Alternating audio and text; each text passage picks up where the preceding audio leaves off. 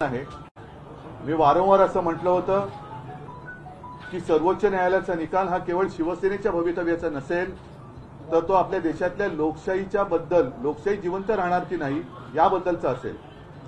आणि माननीय सर्वोच्च न्यायालयाने आज जो निकाल दिलेला आहे त्याच्यामध्ये एकूणच सत्तेसाठी हपापलेल्या लोकांचं उघडं नागडं राजकारण हे त्याची पूर्णपणाने चिरफाड केलेली आहे। सगळ्यात महत्त्वाचं म्हणजे राज्यपाल महोदयांची जी भूमिका होती ती संशयास्पद, आता त्या संशयास्पद म्हणायला सुद्धा काही अर्थ राहिलेला नाही, ती सरळ अयोग्य होती। आणि एकूणच राज्यपालांच्या भूमिकेचं सुद्धा वस्त्रहरण झालेलं आहे, मग ते दिल्लीच्या बाबतीत असेल, इथल्या बाबतीत असेल।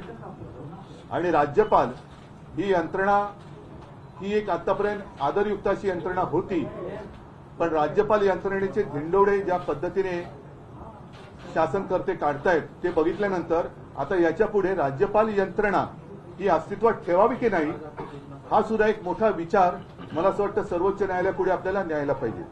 तूर्त सर्वोच्च न्यायालयाने जो निकाल दिलेला आहे त्याच्यामध्ये राज्यपालांना अधिवेशन बोलवण्याचा अधिकार नव्हता, त्यांनी बोलवण्याची गरज नव्हती वगैरे वगैरे सगळे आता आपण डिटेलमध्ये गेल्यानंतर कळेल।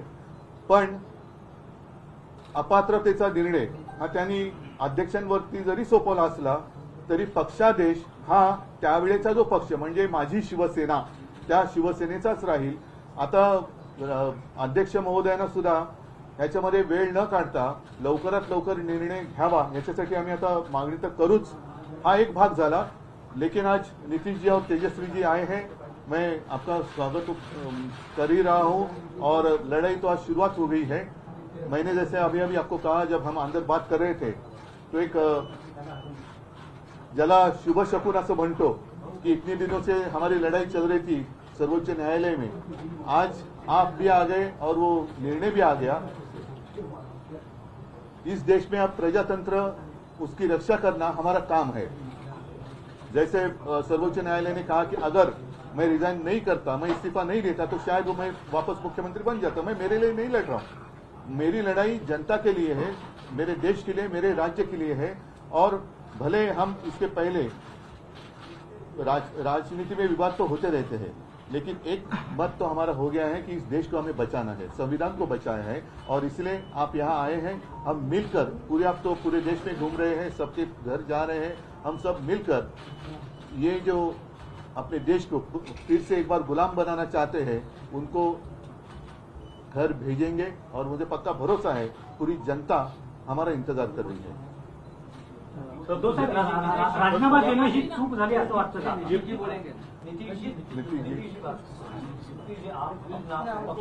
तो आपने तो बात बता ही दिया है, हम सब लोग तो आए ही हुए हैं इनसे मिलने के लिए।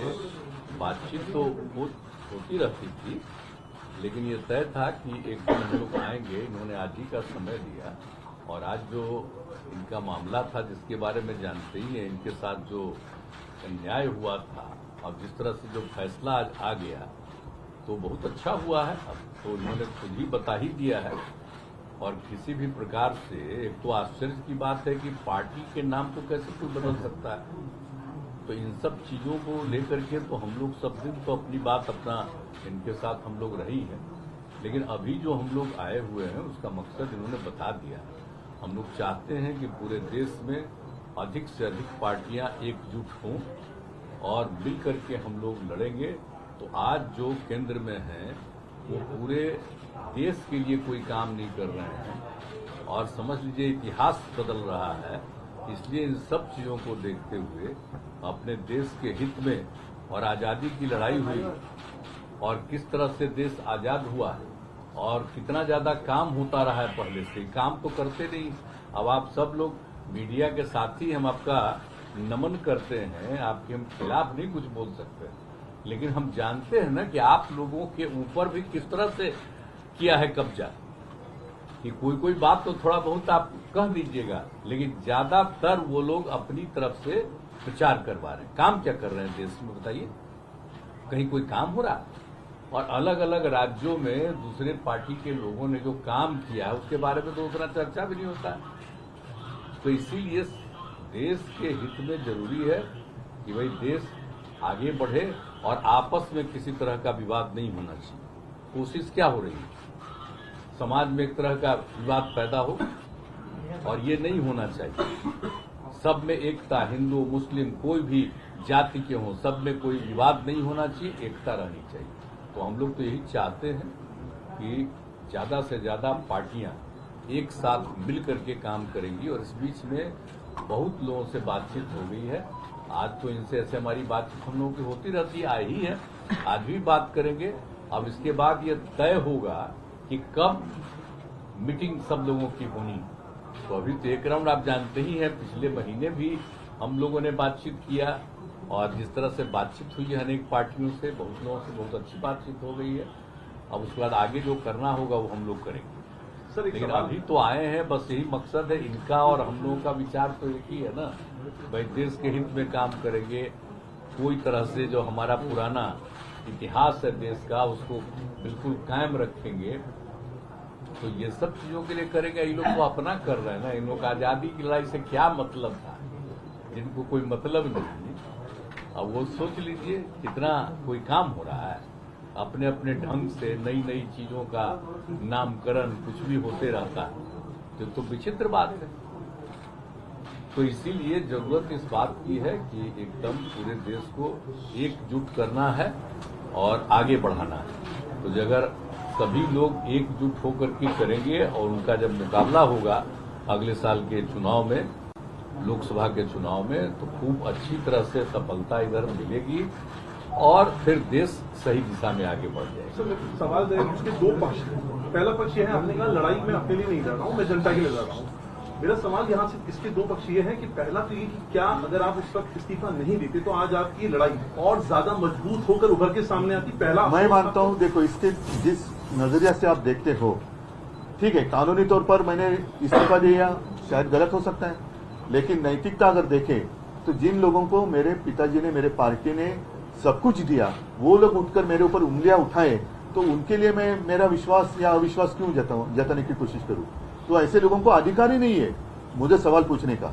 जिन लोगों ने मेरे पार्टी से सब कुछ लिया और गद्दारी की, तो गद्दार लोग मेरे ऊपर अविश्वास लाए और उसका मैं सामना करूं, कैसे हो सकता है। ये तो गद्दार लोग हैं। आज तो कोर्ट ने कहा, और मतलब कोर्ट ने गद्दार नहीं किया, लेकिन ये सारी बातें हैं। आज तो मतलब महाराष्ट्र में आप सरकार ही नहीं है। नैतिकता तो अभी जैसे मैंने नैतिकता का पालन किया, तो अगर इस मुख्यमंत्री में जरा भी कोई नैतिकता होगी तो मुख्यमंत्री उप मुख्यमंत्री ने इस्तीफा देना चाहिए, जैसे मैंने दिया। महाविकास आघाडीमध्ये सुद्धा जे सर्व प्रमुख नेते होते त्यांनी तुम्हाला म्हटलं होतं की राजीनामा देऊ नका, आपण फ्लोअर टेस्टला सामोरे जाऊ। तुम्ही भावनिक राजकारणाला महत्व दिलं नाही, असेल तो कदाचित आमच्या घराण्याचा गुण किंवा दोष असेल, पण मी जे आता म्हटलं की ज्या घरानी, ज्या पक्षांनी ज्यांना सगळं काही दिलं, सगळं काही घेऊन सुद्धा जे माझ्या पाठीत वार करायला निघाले, त्यांनी माझ्यावरती अविश्वास आणावा हे मला काही पटलेलं नाही। म्हणजे एक तर स्वतः गद्दार, त्यांनी विश्वासघात त्यांनी केला। विश्वासघात करणाऱ्यांकडून मला जर विश्वासदर्शक ठराव, अविश्वासदर्शक ठरावाबद्दल विचारलं जात असेल तर ते अयोग्य आहे। सर, मला असं वाटतं दो युवा यहाँ पर हैं, आदित्य हैं और तेजस्वी हैं, जिस लड़ाई की आप बात कर रहे हैं, जो मिलकर सामने आए हैं, इनमें इन दोनों का कितना अहम रोल और किस तरह से देखेंगे आप? अभी क्या रोल, अभी क्या वो सिनेमा या नाटक थोड़ी है कि रोल कैसे रहेगा, ये देखो ऐसा रोल रहेगा। ये रोल तो जब ये हम लोग ऑपोजिशन यूनिटी की बात करते हैं, आ रहे हैं, विपक्ष का चेहरा कौन बनेगा, आपकी कुछ कोशिश। ठीक है, चलो अभी तो हम इकट्ठा आ रहे हैं। देखिए, हम सबको एकजुट करना चाहते हैं, लेकिन अपना कुछ नहीं करना चाहते हैं, ये जान लीजिए। हम तो सिर्फ चाहते हैं कि सब एकजुट हो, मिल करके सब लोग लड़ें और हम लोग मिल करके पूरा का पूरा सिद्धांत बना के चले और देश को आगे बढ़ाएं।